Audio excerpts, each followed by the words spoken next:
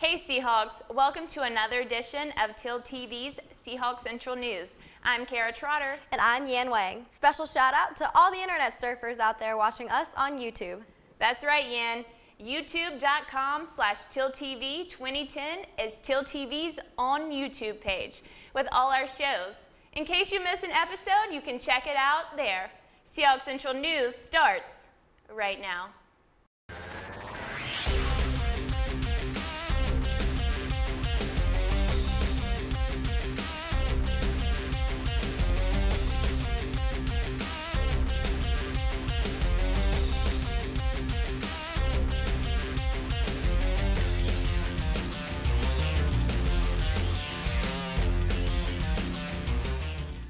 Alarms rang out throughout campus this past week as part of a mandatory testing.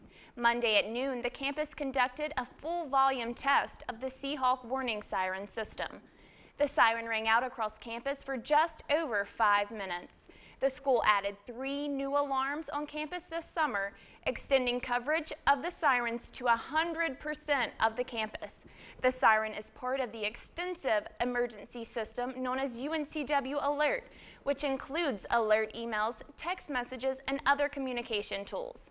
While the siren on Monday was just a test, in the future, if the siren is heard, students and faculty should seek shelter immediately. The UNCW Center for Marine Science has reached an agreement that hopes to license their research products.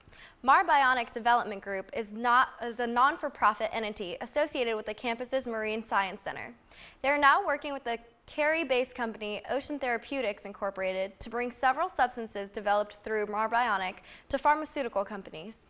According to Director of UNCW Center for Marine Science, Daniel Baden, the end result of this partnership will be further economic development for North Carolina. The substances the two are hoping to license could help treat cystic fibrosis, COPD, and other pulmonary and respiratory diseases. A popular bar in downtown Wilmington has found themselves in trouble once again. Last week, the Liquid Room was cited for the second time this year involving underage drinking. The bar lost the right to serve alcohol for 9 weeks after the fatal car crash of a teen who had allegedly been drinking at the Liquid Room in January. After a ruling that the investigation lacked enough evidence, the bar got their serving license back and implemented a 21 and over rule.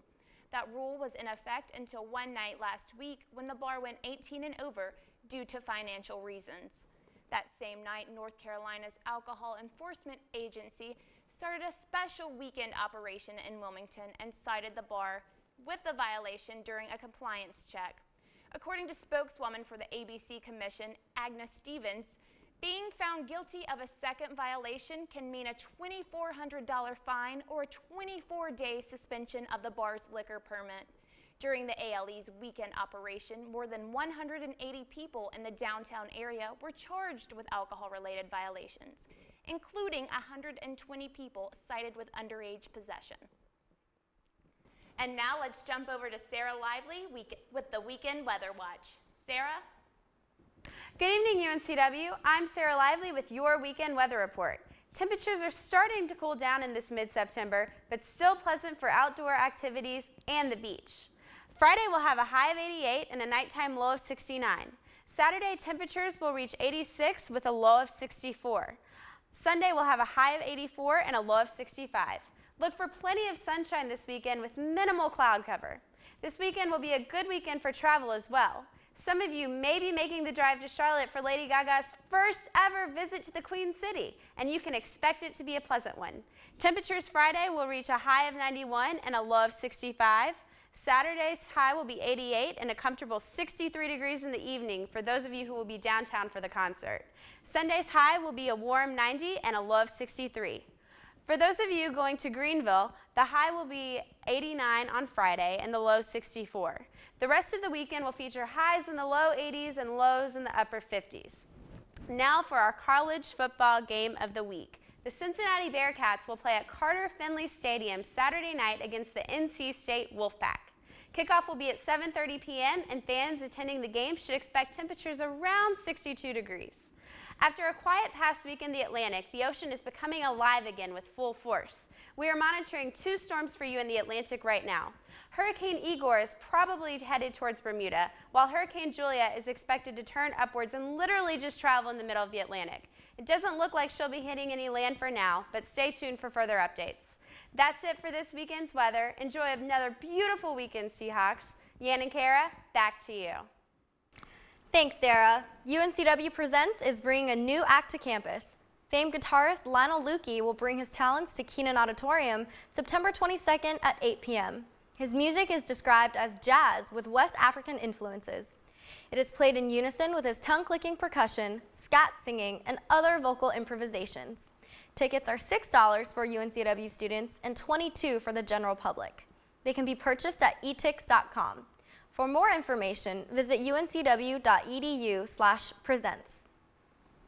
You know, with all these tournaments going on and the start of the fall athletic season, it's hard to keep up with the latest UNCW sports actions. I know, Kara. Fortunately, TLTV has the down low on all the latest sports news. That's right, Yan. And while it's going to be a week before another edition of Seahawks Central Sports airs, we have Ben Tyson here now to keep us up to date. Ben? Hello there. Hope all is well. Now let's get to a busy week of Seahawks sports. The 24th ranked men's soccer team hosted the Courtyard by Marriott Classic this weekend, welcoming Central Florida, Winthrop, and Long Island into town for 2 Friday-Sunday matchups. On Friday, the Seahawks strikers won a hard-fought contest against Central Florida. Etienne Bollinger's goal in the 10th minute would hold on to be the difference maker. Central Florida had a 9-5 shot advantage, but only one on goal as senior Brock Duckworth attained his second shutout of the season. The Seahawks clinched the Classic with another 1-0 tilt against Winthrop on Sunday. Christian Davidson struck the post from 10 yards out before being scooped up and netted by senior Tyler Wheaton in the 23rd minute. Winthrop, like UCF, held a shot advantage of 12-9 with 4 on goal, and Brock Duckworth impressed all with his 3rd shutout of the year. Davidson, Bollinger, Indy Smith, and Brian Harrison were awarded all tournament honors, with Smith receiving the hardware for defensive MVP for the 2nd consecutive year. The next day, the College Soccer News named him to their National Team of the Week. While the soccer team took up all the attention on Friday and Sunday, the men and women's tennis teams soaked in the spotlight on Saturday.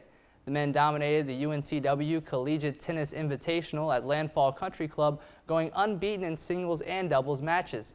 Sophomore Costa Blank started the day beating Campbell's Daniel Kanuski 7-5 before blanking him 6-0 in Game 2. Lindsay LeBlanc, Kelly Cameron, and Christina Riley bested Furman on the women's side of the court. The women's soccer team lost a heartbreaker to the Charlotte 49ers 2-1 in overtime on Sunday. Stephanie Rose scored the Seahawks' only goal in the 16th minute off of a Sarah Nealand assist. It was an action-packed game proven by Charlotte's 22-16 shot advantage. The women play again on Thursday against the Pirates of ECU at home. We will, of course, have full highlights here next week. The volleyball team has 3 matches this week: Friday against North Carolina State at 7 p.m. and Saturday against both Elon at 11 a.m. and Campbell at 7. That's all for sports. Kara, take it away. Thanks, Ben. Members of the Wilmington community will be able to get their pets free rabies shots this weekend. The Pre-Veterinary Medical Association of UNCW is organizing a no-cost rabies clinic from 1 to 3 p.m. this Saturday, September 18th. The clinic will be held in Lot K outside Trask Coliseum. The event is offered in partnership with New Hanover County Animal Control Services. In order to get your dogs, cats, or ferrets vaccinated, owners are asked to bring proof of prior rabies vaccinations. A rabies certificate or veterinary reminder will suffice, but a rabies tag alone will not be enough. You know, Kara, I will be sure to be out there to get my pet ferret Kurt his rabies shot. Well, that's good, Yan, because no one likes a rabid ferret.